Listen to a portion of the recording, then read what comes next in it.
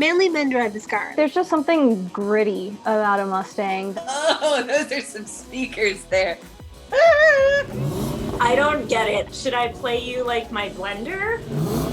Well, I'm gonna eat my words after hearing how fucking nice that sounded. Oh my God.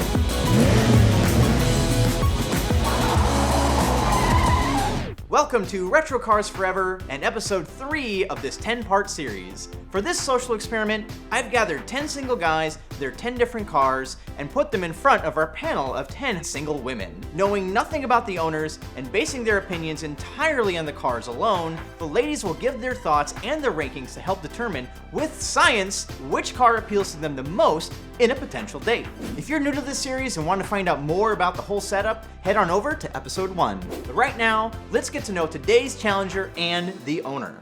My name is Connor. I'm an automotive business consultant, and I drive a 2004 Ford Mustang GT. The 1964 through 2004 Mustangs were small cars with big engines in small platforms that weren't really sophisticated, but you got a lot of power and a lot of fun for the price. And I've had a lot of fun with my car in the last 12 years. It's allowed me to do my hobbies, whether it's autocross, track days, car meets. But I like that my Mustang is unique. It's the 40th anniversary special edition. A lot of people like Mustangs, a lot of people don't. If she enjoys something that's more timeless, I feel like she will enjoy my car. So can't wait to hear what they think.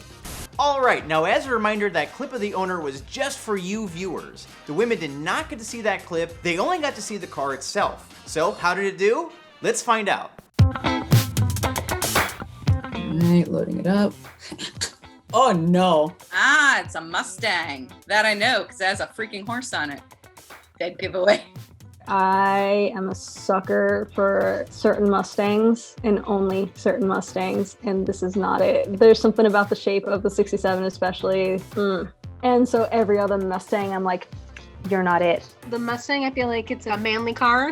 It's the guys kind of car. Every high school boy thinks that their life would be made if they had a Ford Mustang. Gorgeous car.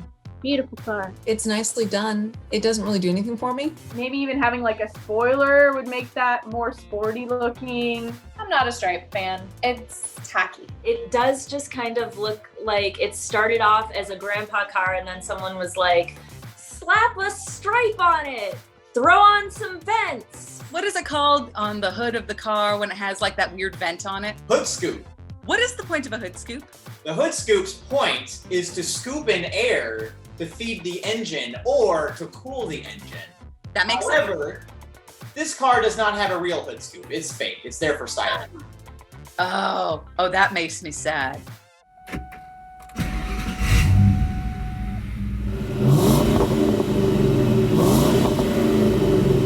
That's the guy thing, of course. Car sounds like a man car. It's like, I'm a man and I'm gonna drive my car.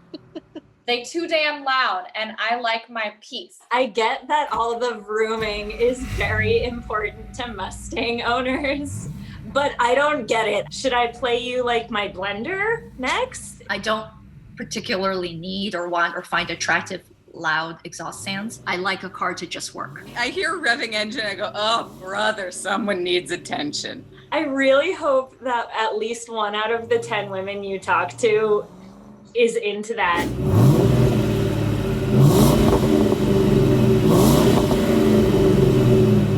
Well, I'm gonna eat my words after hearing how fucking nice that sounded. Oh my God. I understand why they have this car now.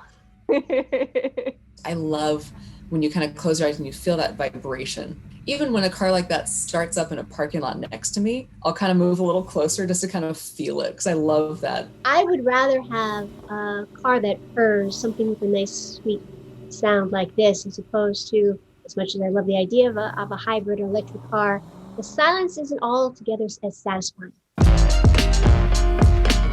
You don't have to kind of get on the floor in order to get into it, like the Corvette. The curves on the dashboard, that's nice. I like this car has the modern features, but the retro feel and the history and like the best of both worlds. It seems very bright. Like a home that you see on the market with all white walls just seems bigger and brighter. I'm not a huge fan of a tan interior. There's just something about it that just feels very early 80s to me, and not all aspects of the 80s need to be revisited. What's up with the 40th anniversary edition?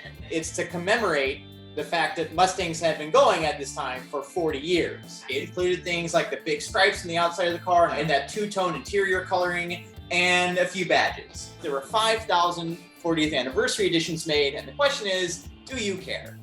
I don't care. I don't care. If the owner is Chris Hemsworth, then I care.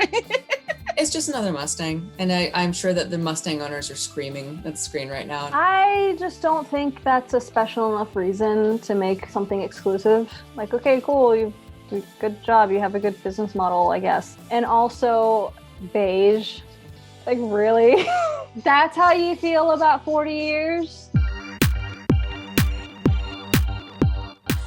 Oh no! Oh, those are some speakers there. Every Mustang has to have a huge sound system in their back. That's number one. Did the person put that in? Actually, it's like that from the factory. This is a rare factory option called the Mach 1000 audio system. What are your thoughts on cars like this with big thumping sound systems? My thought is, why? Do you need to be deafened by it? Do you need everyone in like a square mile radius to hear it? No! Those are the people outside my window at 2 a.m. that I throw rocks at. It's all about how you use it. As long as the music's good, hell yeah. I enjoy having conversation with the person that I am with. And having loud music, you're just trying to drown out that person. Between the engine revving and this giant sound system, I'm starting to think that this guy might just be a bit of a nuisance.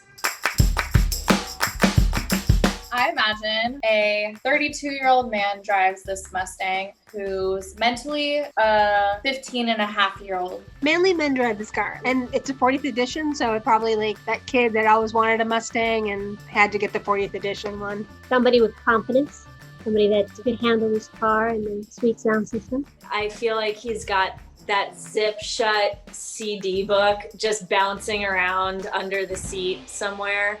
On to the rankings. After checking out all 10 cars and having no clue who the owners were, the women were asked, which car owner would you be the most interested in dating? They then ranked all the cars in order of their preference from first place to 10th. Here's how they each ranked this car. Ford Mustang was number 2 because it was a guy's car and it sounds nice, and I only had it at number 2 just because of the color. I don't like the color. I don't like the vents. And putting it all together is just not doing it for me. I can jump in and be the passenger. I think it's safe enough and I think it's fun enough. It's okay. I put the Mustang at number 9. I just don't have good experience with Mustang owners. I'm so sorry. It could be a perfectly nice dude, but it's just, I'm not gonna date you based on that car. It just has a stigma of someone that wants to blast the music and rev it up and get attention. I don't necessarily like really loud noises. I have a zero taste for this car whatsoever. It's like this misperception that Mustangs are like gonna get you a girl, like last on my list. Ford Mustang is my number 7 because I started to realize I do like the Ford Mustang, but I meant that in general, and there are other Mustangs I like better. It wasn't quite right. If you're gonna go all out, it's not that. There's just kind of like a little bit more of an everyday man quality to a Mustang. Mustangs are sweet. In terms of all the different flashy cars, like that feels like the most practical of the flashy cars. It's the practical race car.